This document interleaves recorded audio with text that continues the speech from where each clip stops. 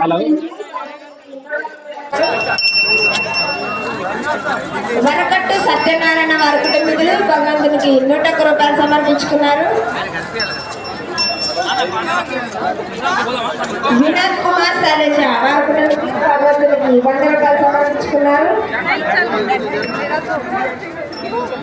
కార్తిక వారి కుటుంబీకులు భగవంతునికి 10 రూపాయలు సమర్పించుకున్నారు.